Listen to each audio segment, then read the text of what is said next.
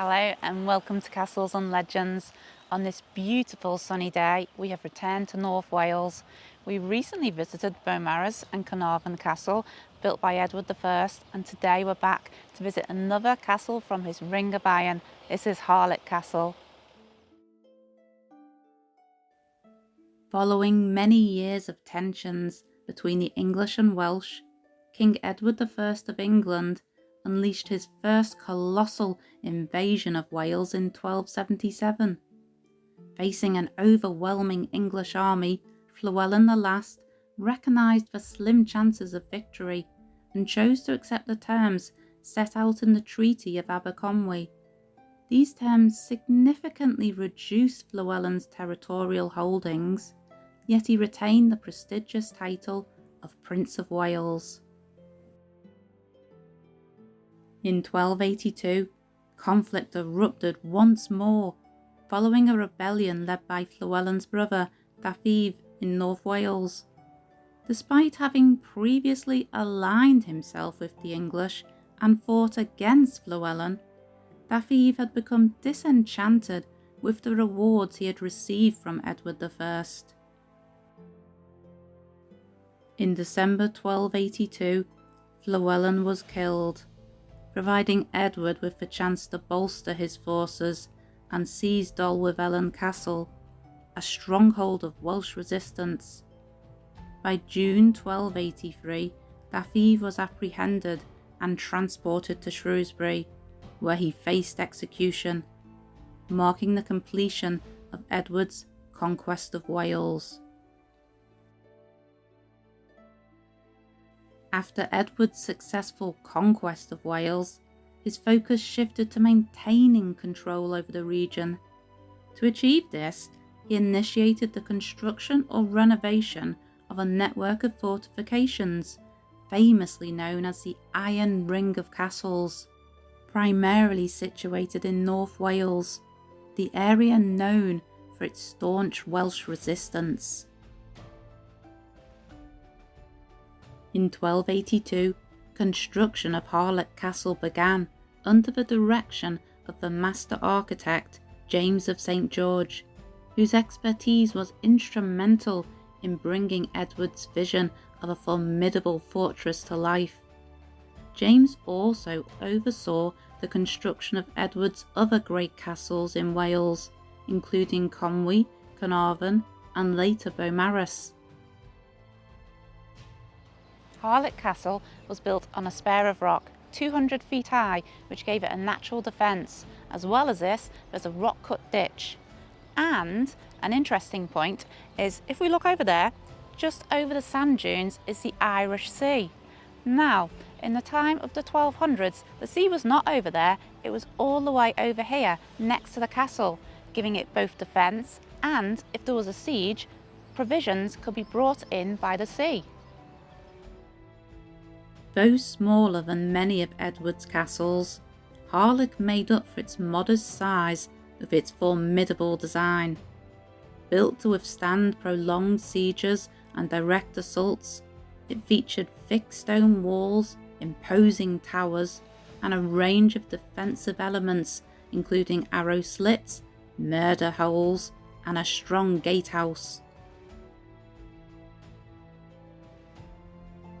The castle features a concentric design consisting of an inner and outer ward. The outer ward is encircled by strong curtain walls and defensive towers, creating a formidable first line of defence around the inner ward. One of Harlech's most ingenious features lies on the western side, the famous Watergate. This secret access point includes a long, steep staircase of around 1,000 steps, now partially eroded, descending the cliff to the sea. It allowed supplies and reinforcements to be delivered by boat during sieges, an advantage that proved critical during the siege in the War of the Roses, which we'll explore later. The inner ward is a square enclosure strengthened by 4 large round corner towers. Dominating the eastern side is a massive twin-towered gatehouse, equipped with portcullises, murder holes and chambers. Another vital structure within the inner ward was the well tower, containing a deep well which could provide a reliable water supply during times of siege. Additional buildings inside the inner ward included the Great Hall, chapel, kitchens, granary, bakehouse and pantry.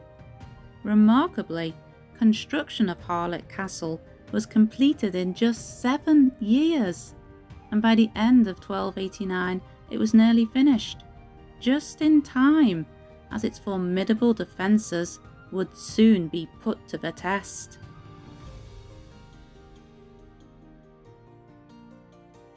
In 1294, Madoc ap Llywelyn laid siege to Harlech Castle during a widespread Welsh uprising against English rule. The castle was completely cut off by land, but its strategic location proved vital to its survival. Thanks to the Watergate and its direct access to the sea, Harlech could be supplied by boat, allowing it to withstand the siege.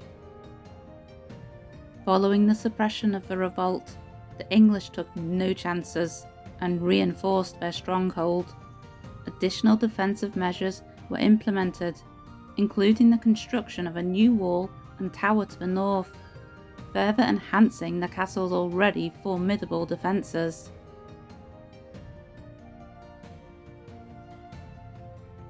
In 1400, the Great Welsh Uprising, led by Owain Glendower, erupted in defiance of English rule. By 1403, only a handful of key castles, Aberystwyth, Beaumaris, Carnarvon and Harlech, remained under English control. Harlech, however, was poorly stocked with military supplies and unable to endure a prolonged siege. By the end of 1404, it had fallen into Welsh hands. Owain made Harlech his royal court and family residence, and it is widely believed that he was formally crowned Prince of Wales within its walls.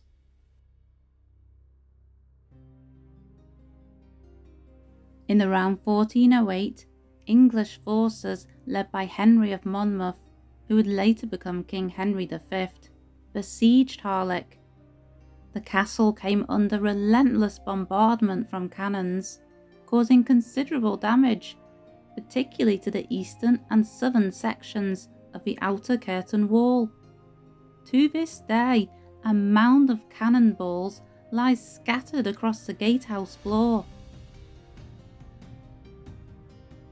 Despite the onslaught, Harlech valiantly held its ground. Eventually, Henry shifted his focus to recapturing Aberystwyth Castle, leaving John Talbot in charge of the siege. As supplies inside Harlech dwindled and hope faded, the garrison surrendered in February 1409, and Harlech was back in the hands of the English crown again.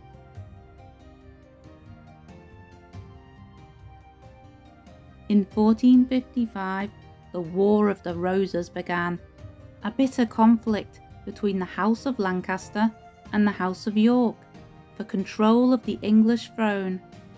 Harlech Castle played a crucial and dramatic role, becoming the site of what is widely regarded as the longest siege in British history.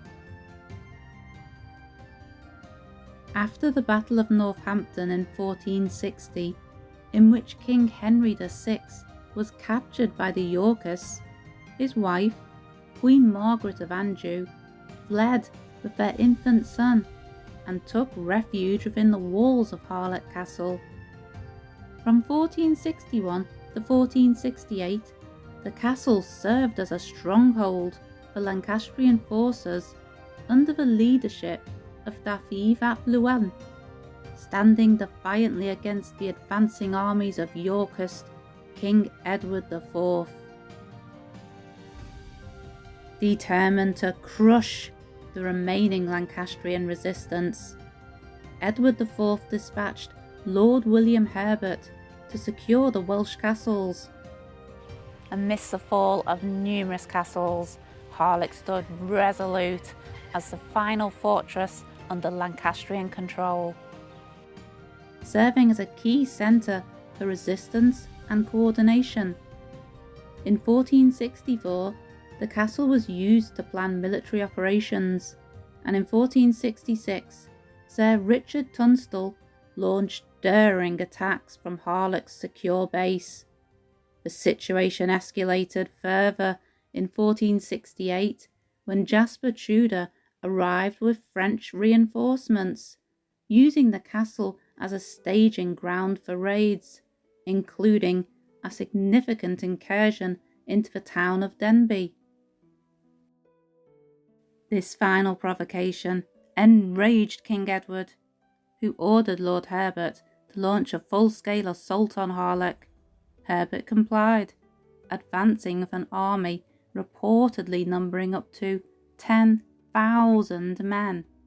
The siege that followed was intense and unrelenting. Despite being offered terms of surrender, the defenders refused and continued to resist for another month. However, as provisions ran low, the Lancastrian garrison was forced to surrender on 14th of August 1468. Remarkably, Daviv and his men were granted leniency. They were allowed to leave peacefully and return to their homes. The outbreak of the English Civil War in 1642 plunged Britain into a period of intense conflict between the Royalists, loyal to King Charles I, and the Parliamentarians. This era marked the final chapter in the military use of most British castles, including Harlech. From the spring of 1644, Harlech Castle was held for the Royalist cause by Colonel William Owen, commanding a modest troop, according to one account, as few as only 28 men. Despite their small numbers, Owen and his men made efforts to reinforce and repair the castle's defences in anticipation of a possible siege. By 1646, the Parliamentarian forces were nearing total victory, but one last Royalist stronghold remained defiant: Harlech Castle. In June of that year, Major General Thomas Mitton led a Parliamentarian army to besiege the castle. The siege lasted a long, hard 9 months before the garrison finally surrendered on the 15th of March 1647, marking the last Royalist castle to fall and effectively bringing the Civil War to a close.